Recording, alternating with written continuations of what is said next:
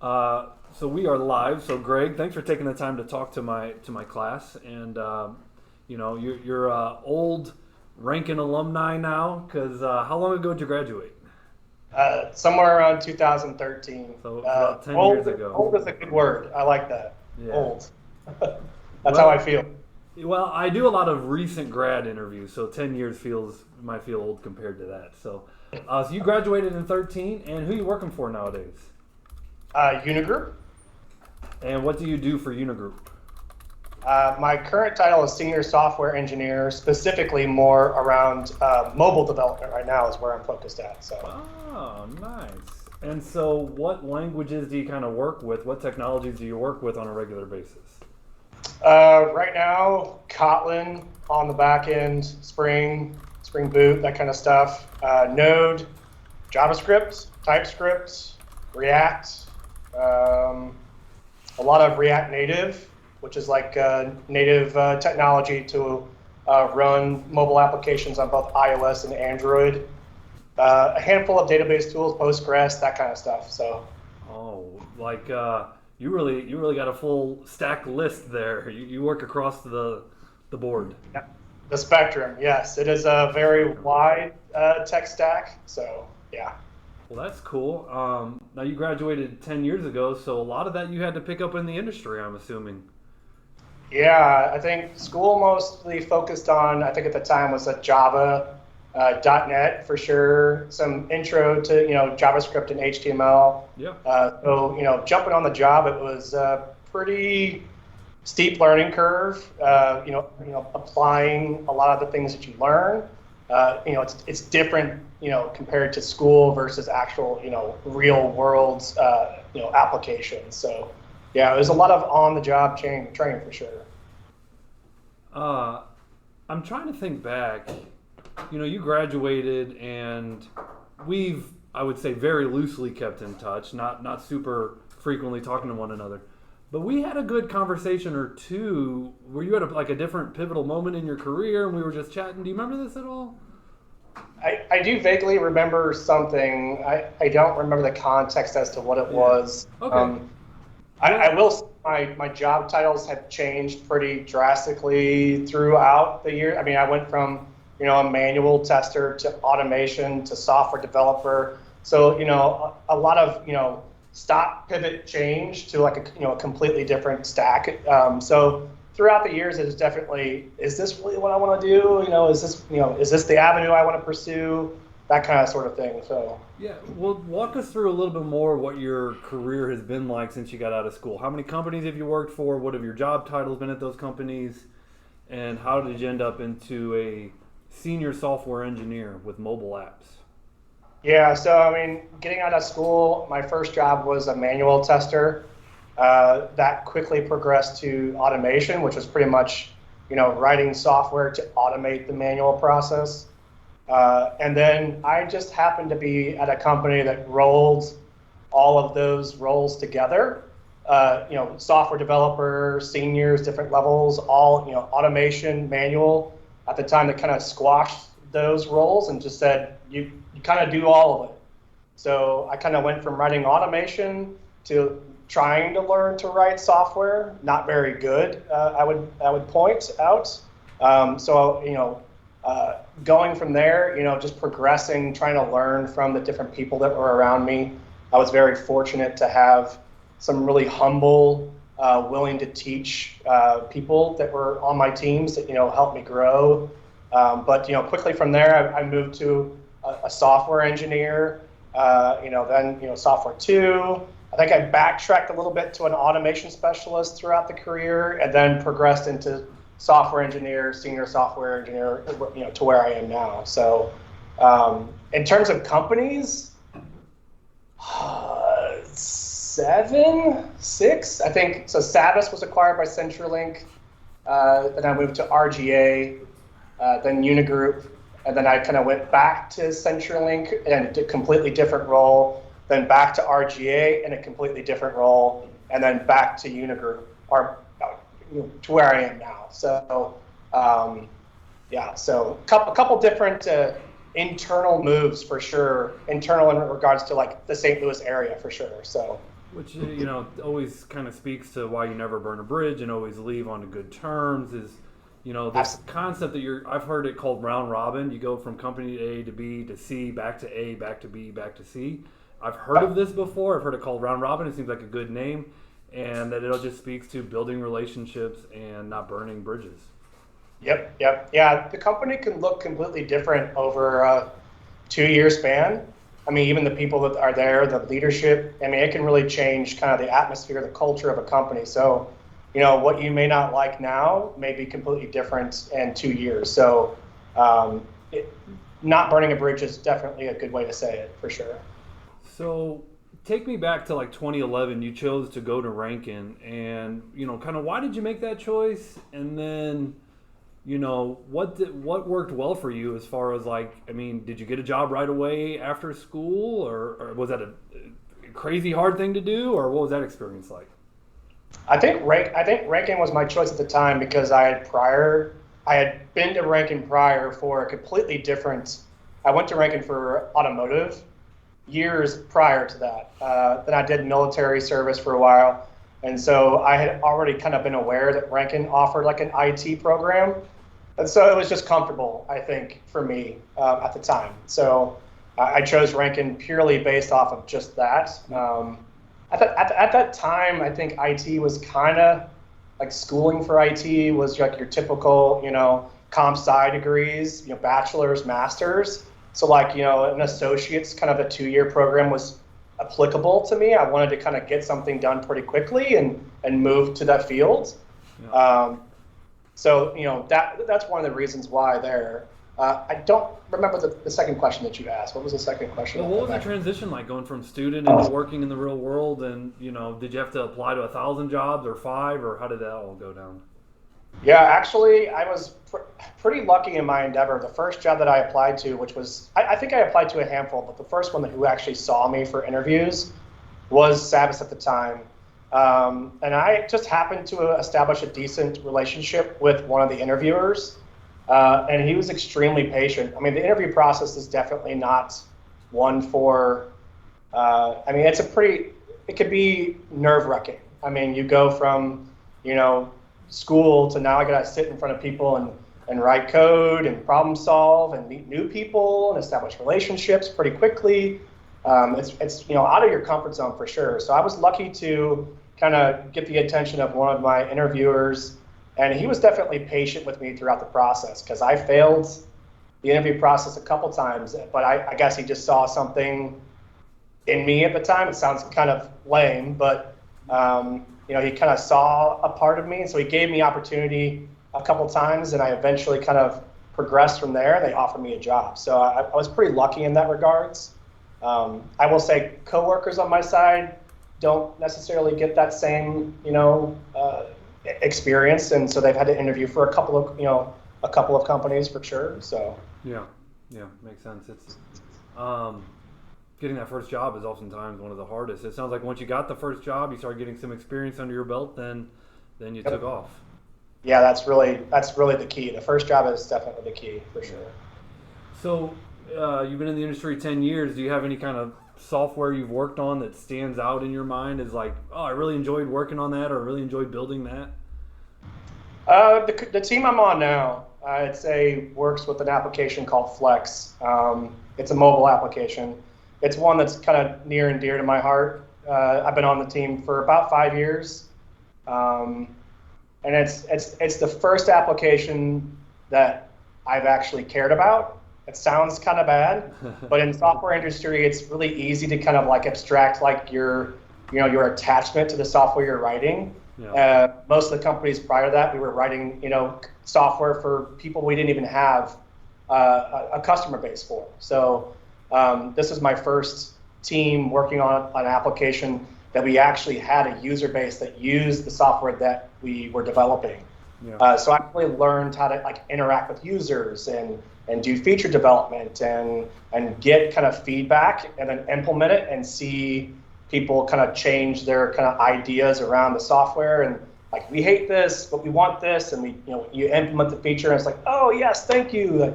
That was really a pain point, and kind of getting that kind of full spectrum from keyboard to people in hands using it, so. Yeah, one thing that I hear a lot of is, the disconnect between IT developers, software developers, and what the business wants or needs. And Yes. so it sounds like you're getting that full circle there. Yes, absolutely. So you see the rewards of that, right? Yeah, like we're actually like in the App Store, and so like you get to see, people complaining about X, Y, and Z that your typical product owners or your business people wouldn't typically think is a pain point. But again, most of those people typically aren't using the software. They're not in it day to day to like use the software and realize like, hey, this is a pain point. This is hard to use. It's difficult to understand.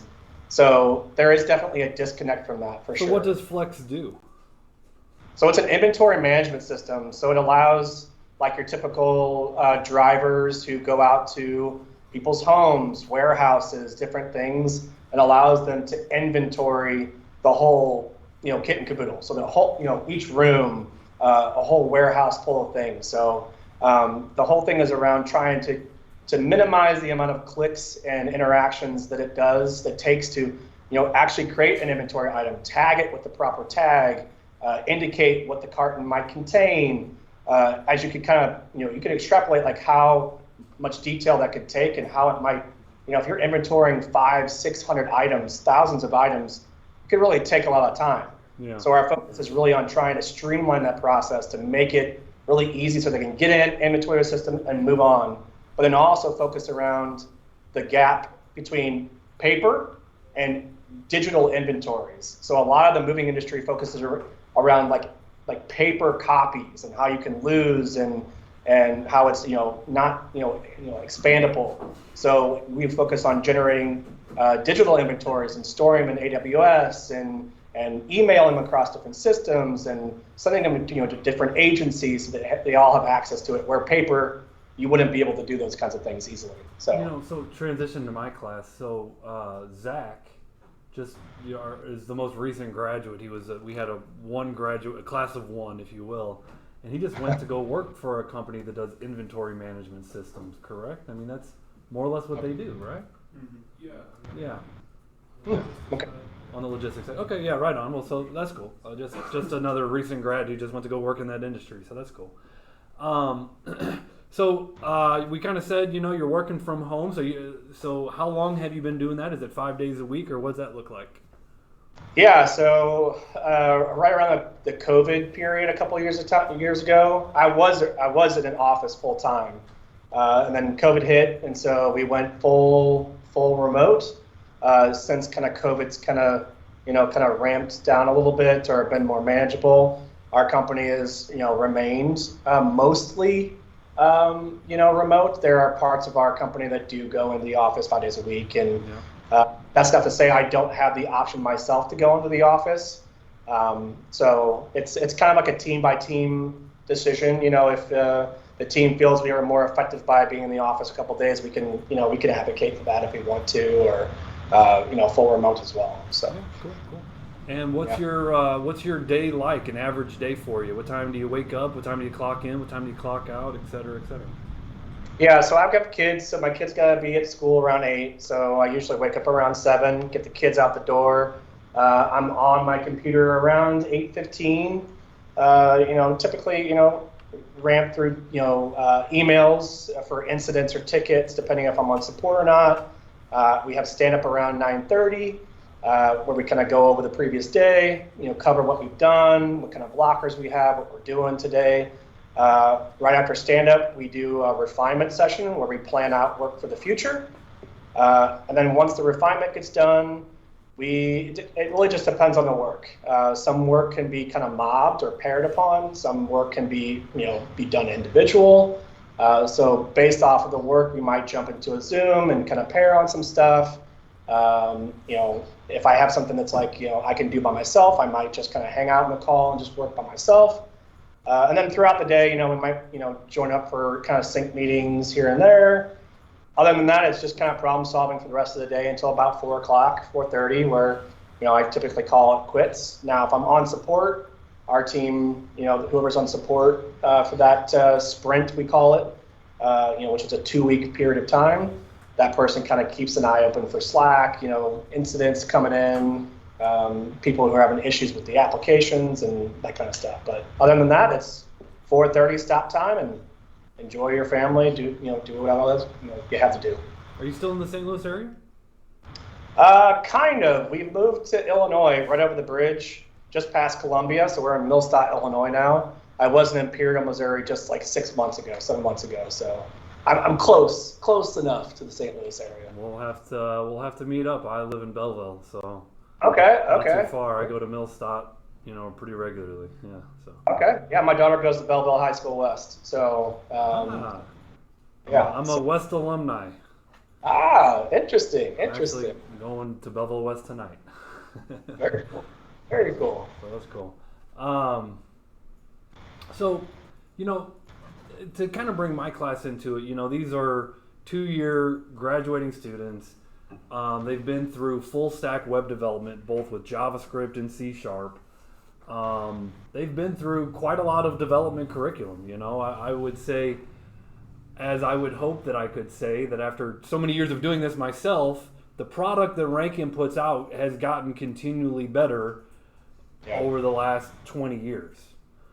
And so I believe these guys are more qualified than ever to get some entry-level jobs. But getting that entry-level job is the hardest part. So what advice would you give to getting ready to graduate students on getting that entry-level job? Interview often, frequently. It's scary. I know it's scary. It's still scary for me today, interviewing for new jobs. But I will say, as you interview more, you'll get posed with challenges and questions that you may not be prepared to answer, but learn from those situations.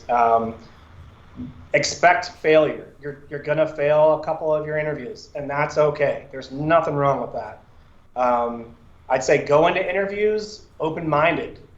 Yes, you've learned lots of things, but no one is above learning new things or teaching people.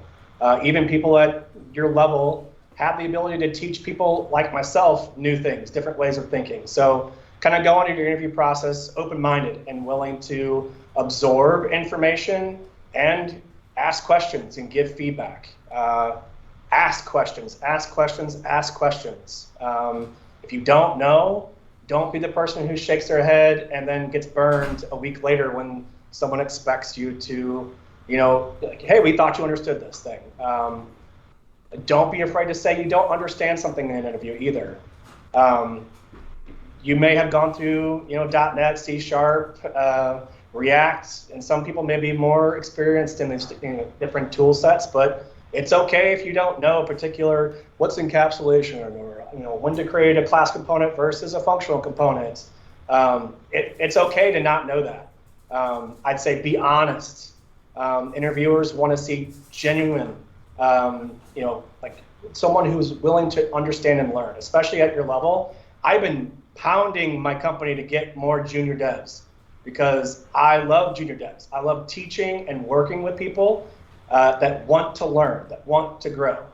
So just kind of have that mindset of, hey, I'm new, I want to learn, and I'm open to TypeScript versus JavaScript, or Kotlin versus C# or Java versus Ruby or whatever it is. Don't go into the interview process and go, I only know C# and I only know JavaScript and I only know React. Be open. Be open to learning new things. Man, there's so many words of advice in there that were just solid, great, really good tips that you could take any individual piece in there and break it down. Probably my favorite thing that you said, and your job title is a software engineer. And when you said it, I said, man, that's an engineer if I've ever met one, is expect to fail and be okay with it. Like, yes, you may fail, and that's part of the learning process. That's how you grow in your ability. And that's, again, a lot of good advice in there, but that was just the piece that really stuck out to me. So appreciate it. Absolutely. I will say in my 10 years, I've learned more from my failures than I have my successes. I just embrace them. Don't be ashamed of them. for sure. Do you keep in contact with any of the old classmates? No, Just no. curious. First year after graduating, we kind of kept some communication throughout a couple people, but we all kind of scattered to the four winds and some different things. And trying to think of who was all in your class. I'm remembering Kevin Deutman, if I said that right. Yep, Kevin. I think John, someone. I John can't remember. Boyer, Catherine. Yeah, I can't remember. Yeah, there was a handful of them in there for sure. Yeah. Well, you're the third or fourth of that list, of that class I've interviewed. So a lot of success out of that class. That's good stuff. That's awesome. That's awesome to hear. What's the job market like out there? Endless. Right now, there's definite need in every aspect of software development. It's funny, I kind of get asked, like, there's a technology language called COBOL, which is like typically known as a very archaic. To me, I view it as like a Java. It's like a long running. It's been used for so many different things, and do people still look for jobs on COBOL? And it's like, there's always going to be a need for something. There's going to be some company who has some proprietary, software that's running that they need developers for something, all the way up to your groundbreaking new stuff. There's just jobs everywhere for everything, in every different industry. It's crazy. That's good to hear. That's what I would, that's my understanding as well. But I just wanted to hear it out of your mouth. So. Yep.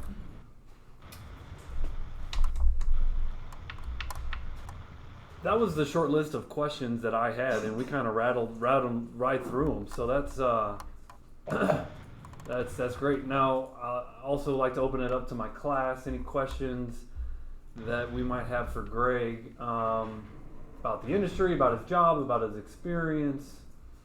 What do you guys think? Again, we got a smaller class. Do you have any?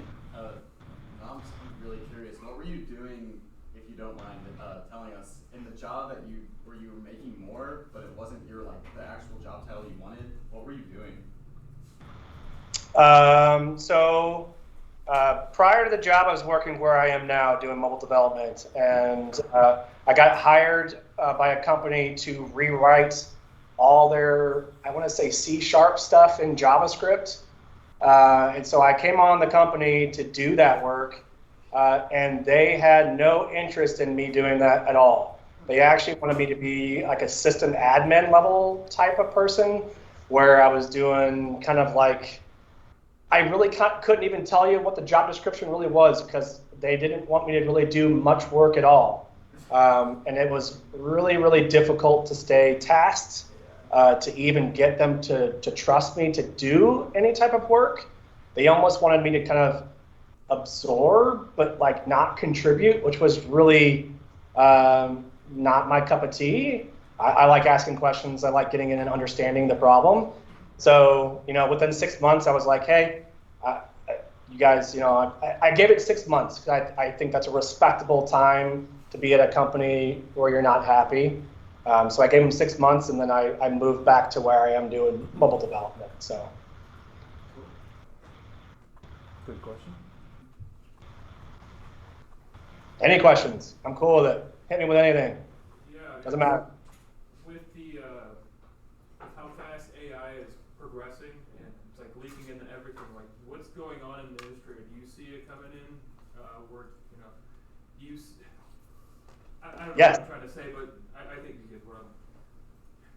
Yes. I think there's a cool tool called OpenAI, as well as GitHub Copilot, which is all two kind of AI sort of type programs. I will say we're using it now. So if you can, utilize those programs and kind of get familiar with them, they're already bleeding into the industry. If you can, be at least familiar with the tool set. I wouldn't say become proficient, but make it a tool in your tool belts. Even if you just go out there and I think OpenAI or some tool like that, where you can just ask it a question and it can just generate code for you, like based off of like your text question. Or GitHub Copilot, will, as you start typing in the browser or in the editor, it'll go, oh, you want a function for this. It takes this parameter and it returns this result. And it's like, sure, that's great. I'll take it. So it's here, and it's probably not going anywhere. If anything, it's going to get more used. I think it was around last November when OpenAI updated their ChatGPT from version 3 to 3.5. Yep. And so that kind of is when last November, here we are 5 months ago, and that's when I first started hearing about it. And then it seems to be more and more. They just upgraded to version 4, so it went from version 3 to 3.5 to version 4, and version 4 can do all sorts of stuff.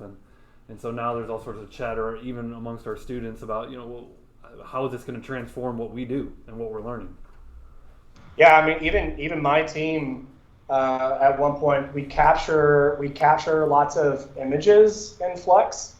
We had a team trying to use AI to parse the stuff in the images and learn from it so that we could try to automate the creation of inventories based off a typical household.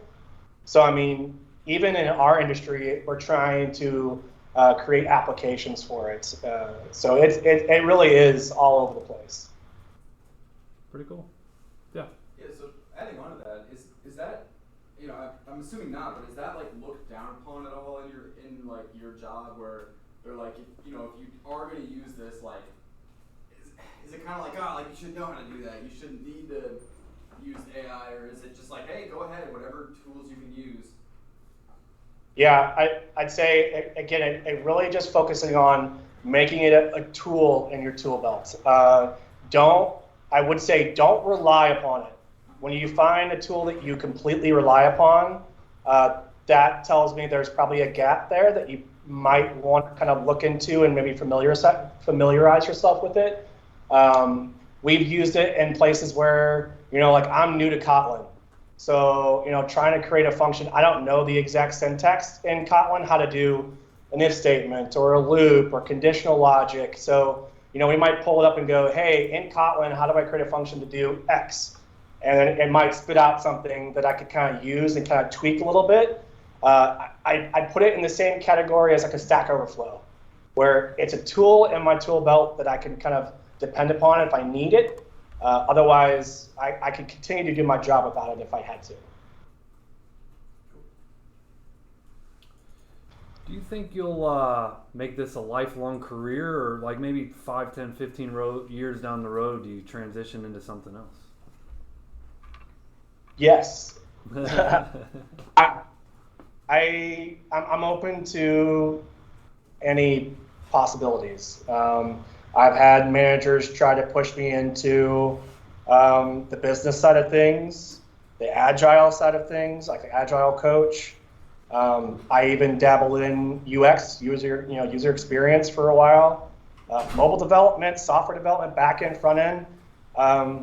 So my answer is yes. I would like to see this be a full-time career. Will I be doing software development for the rest of my career? I don't know. I'd say I just want to problem solve. I just want to solve issues and work together with a team, all kind of moving toward a unified goal. So another good answer.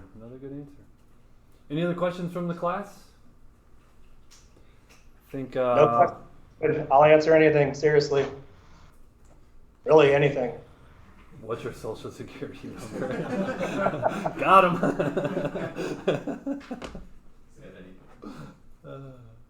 Hey man, congrats on the career. Congrats on the success.